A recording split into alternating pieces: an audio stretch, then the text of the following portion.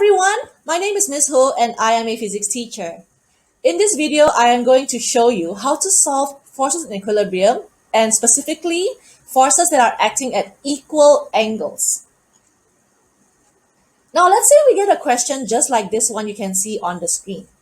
How do we solve the values for the tensions in the strings T1 and T2?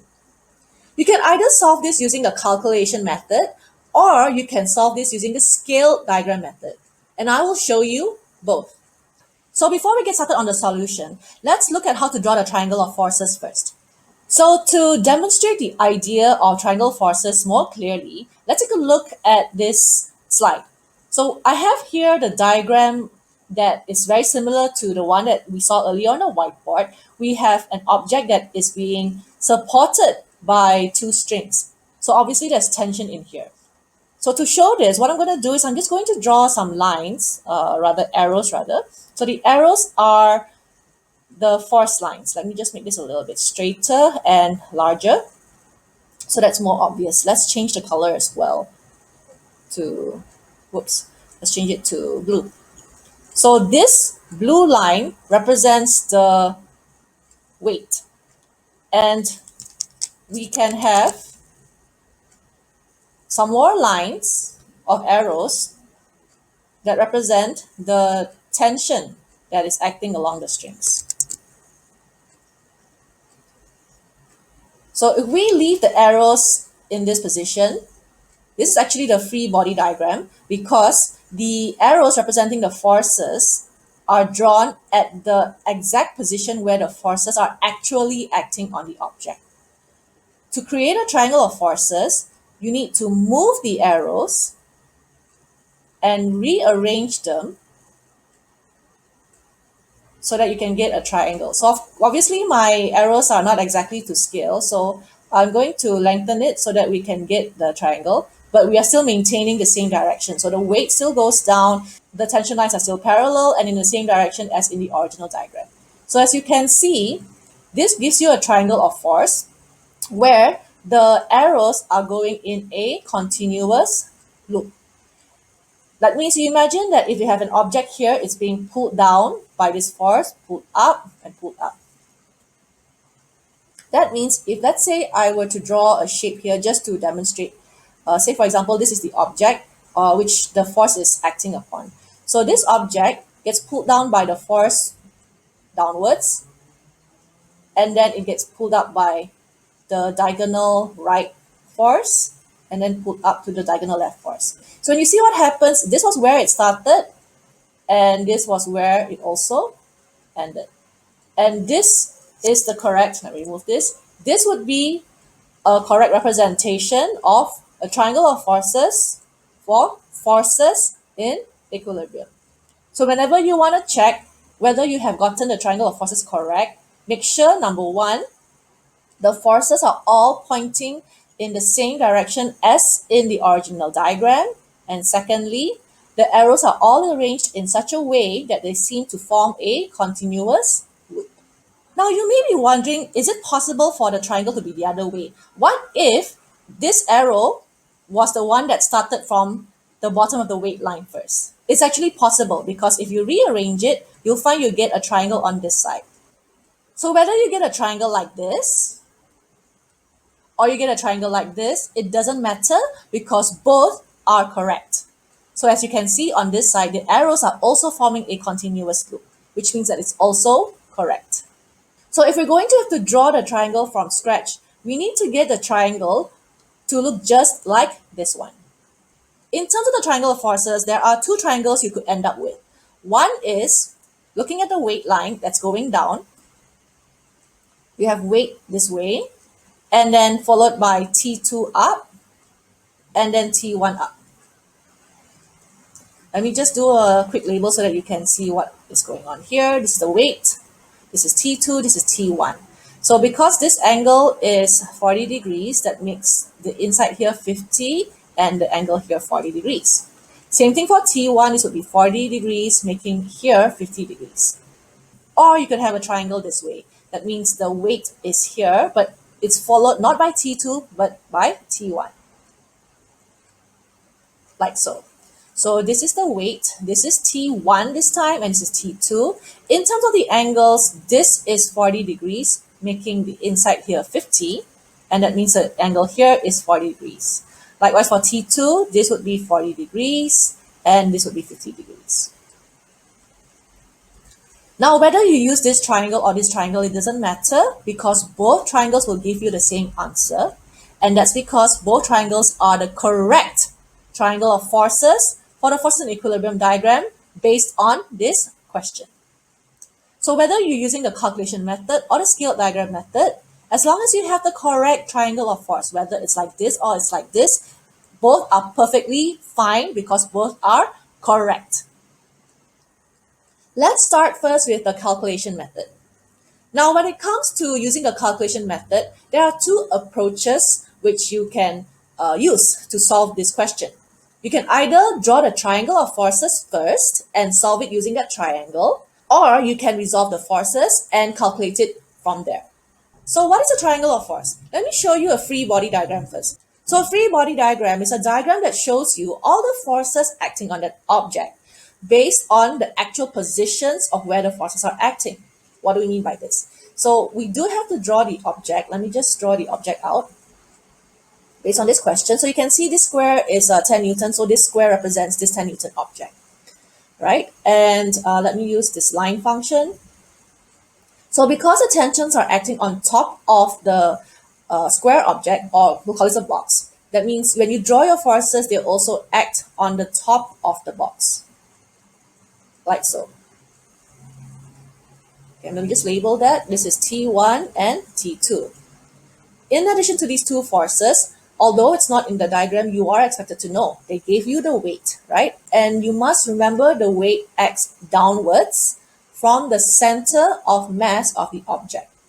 So we need to draw a force line starting from the center of mass of the object downwards, and this is the weight. So this is a free body diagram. We will also need to label the angles where we know, and following the diagram, this will be 50 degrees, and this would also be 50 degrees. So this is a free body diagram. A triangle of force is a triangle made up of only the force lines. That means no object inside. So here's what you do. You got to imagine that each of these arrows can be lifted. You lift them and you rearrange them into a triangle like this. So I'm going to show you how to draw it. Pick one line to start with and use a line that's easy to draw. So for example, in this case, the weight line is vertical, right? So I'm going to start with the weight line vertically downwards because it's the easiest to draw. Let me change to green color, right? So it's the weight line acting downwards, like so. Let me just label the weight. And we know the weight line is 10 Newton. Now, instead of starting from the same starting point as the weight line, you need to start the next force line from the tip of the arrow. So that's either T1 or T2. So you can go with T1 or T2, it doesn't matter, but because I've got my line all the way to this side, there's no space for T1. So let's draw T2. So from the tip of this arrow, we will then draw T2 in the same direction. You can see that T2 is diagonally up to the right. So diagonally up to the right, like so. So this would be T2. Let me just label that T2. And then from the tip of T2 finishing off, you have T1 going diagonally up to the left. So this is T1. So if you draw the triangle correctly, you will find that it forms a closed triangle with arrows that are in a continuous loop.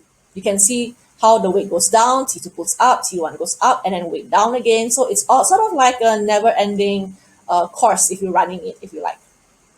If you manage to get this, this is correct. This is the triangle of forces for a forces in equilibrium diagram. We also need to add the angles that we know in. So you can see here that T1 acts at 50 degrees from the vertical line. So T1, 50 degrees. Same thing for T2, except there's no vertical line here, right? But it's the same concept. T2 is 50 here. So T2 should also be 50 over here. How does this translate to the angles inside? So because it's vertical and parallel to the weight, using the Z rule, that means this is 50 degrees. How do we get this angle?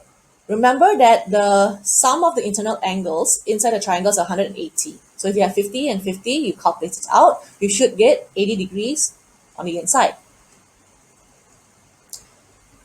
To solve the tension values based on this triangle, there are two ways. You can either use the sine rule, or you can use the trigonometric functions of sine or cos. Let's start with the sine rule first. So the sine rule, let me put a different color here so that's easier to see. Let's go back to blue. Okay. So the sine rule is this, if you recall, it's A over sine A. That means the length of the line over the sine of the opposite angle.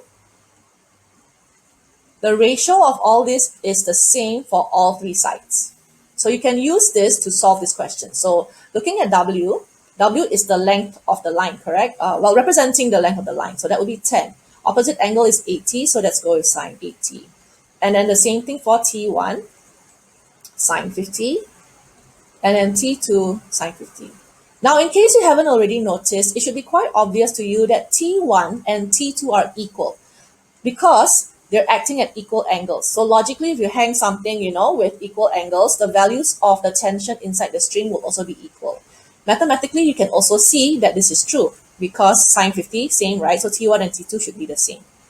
Solving for T1 is the same as solving for T2, so you only need to solve this once. So using your calculator, work it out. T1 is equal to T2, and you should get 7.779 Newton. So this is using the sine rule. Alternatively, let me just draw a line here to separate it. Right. Alternatively, you can use trigonometric functions. But how do we do that? You can only use the trigonometric functions of sine, cos, and tangent if there's a right angle triangle, correct? So even if you haven't solved this question yet, but like I mentioned earlier, logically you can see that T1 and T2 are equal, correct? So what you can do is you can divide with this thinner line, you can actually divide this triangle into two. And because T1 and T2 are equal, you will get two congruent triangles.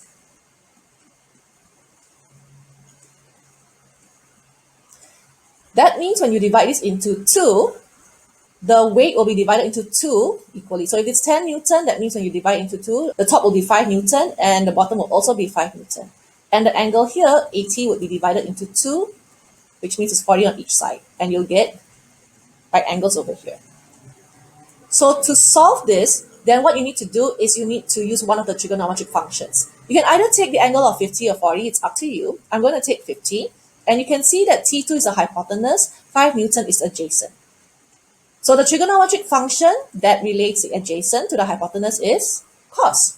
So cos 50 is equal to adjacent, which is 5, divided by T2.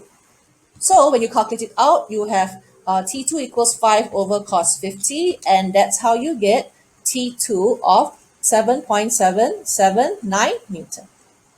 And as we already know, T1 and T2 are equal. So you can just rewrite it as T1 equals to T2, and that's how you get both at 7.779 Newton. So this is how you can solve the values of the tension in this diagram using the triangle of forces. Let me now show you the second method, which uses the resolution of forces. So I'm going to write that out, resolution of forces. If you use resolution of forces, you do not need to draw the triangle of forces out. What you can do is focus on the free body diagram. So let me just redraw the free body diagram over here so that we don't interfere with the diagram. So we have the tension forces here, and of course the weight line. I'm just going to label that because the labels are very important, otherwise we don't know what we're looking at, correct? So we've got T1 at 50 degrees here, and T2 also at 50 degrees. So to solve this question, what you need to do is first to resolve the forces that are acting at an angle. So in this question, there are two forces acting at an angle, correct? So you need to resolve both forces. I'm just going to change the color so that it's easier to see, and let's make it thinner.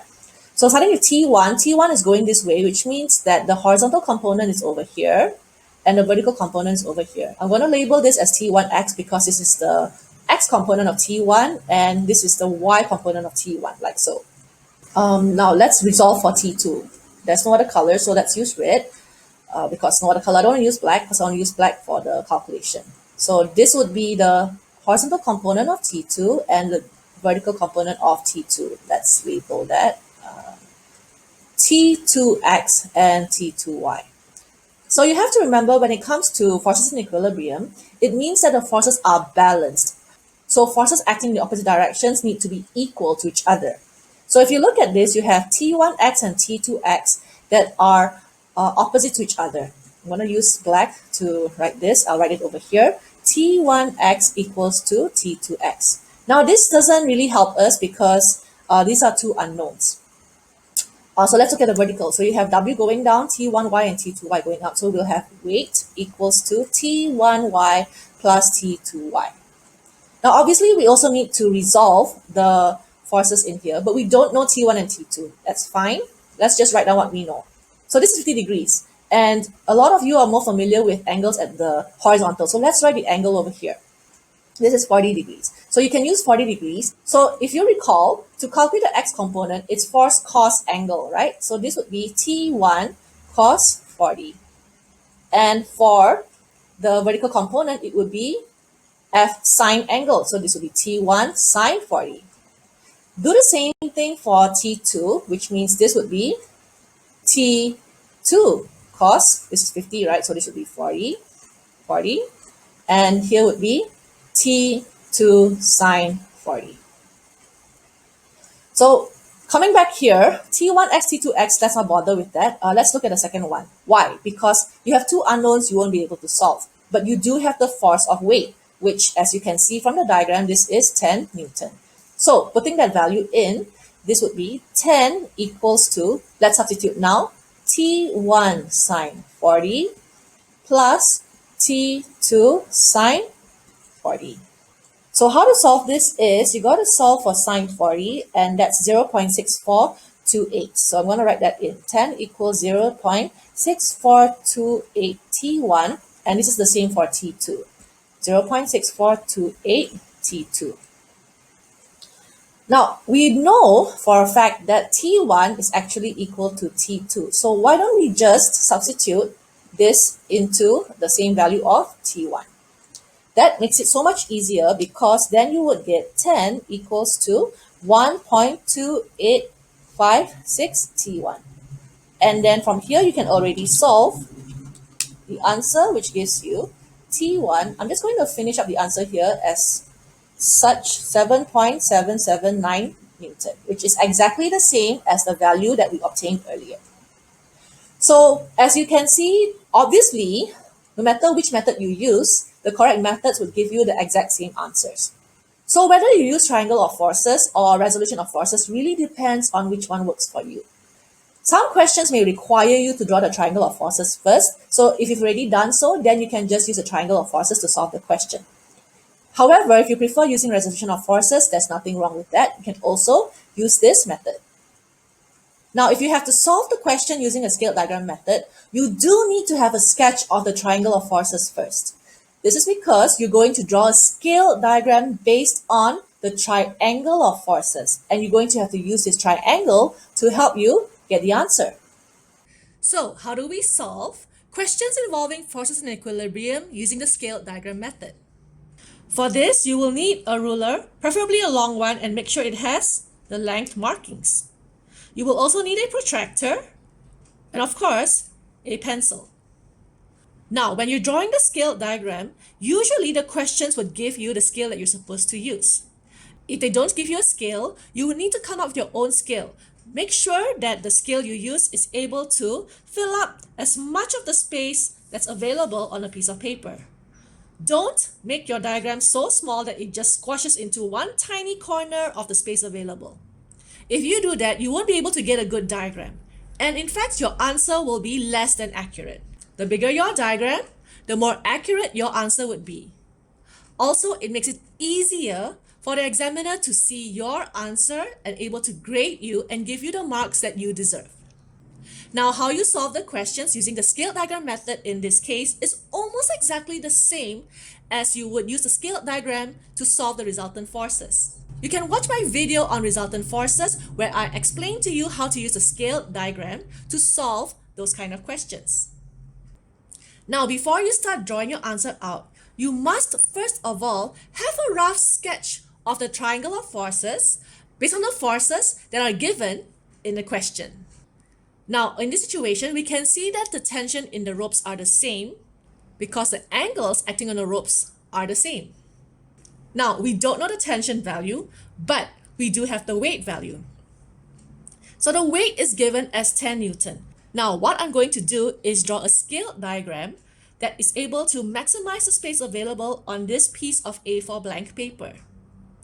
Because the weight is given as 10 Newton, what I'm going to do is I'm going to use a scale of 2 centimeters to 1 Newton.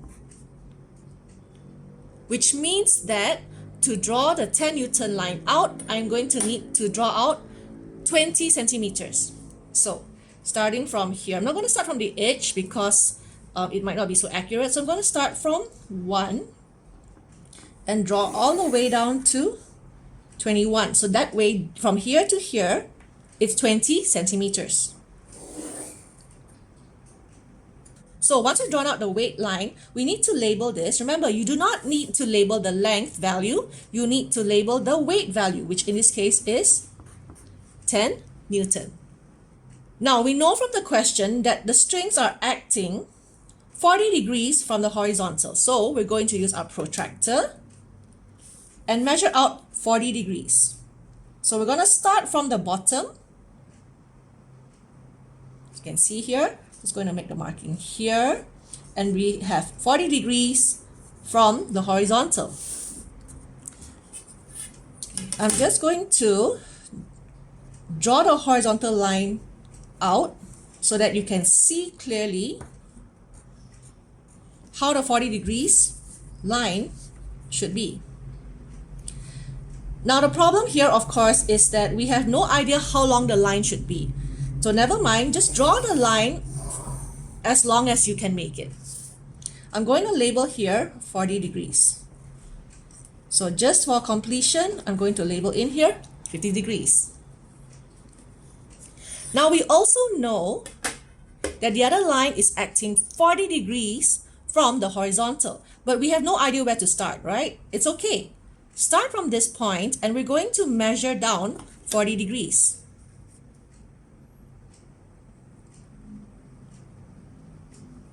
So here's the horizontal line and 40 degrees from the horizontal.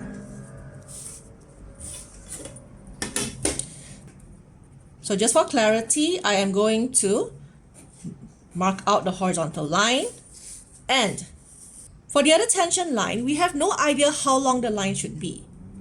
But you'll find that once you've drawn out the line, you have an intersection point. This means that the tension in this rope can be measured along this line, and likewise for this rope. So this is our tension 1. Let me just label the angles here. And this is our tension 2. So in order to obtain the values of the tension, all you need to do is just measure out the length, which in this case is 15.4 centimeters. And because this happens to be equal, you'll find that the tension 2 line will also be 15.4 centimeters. So I'm going to write that down.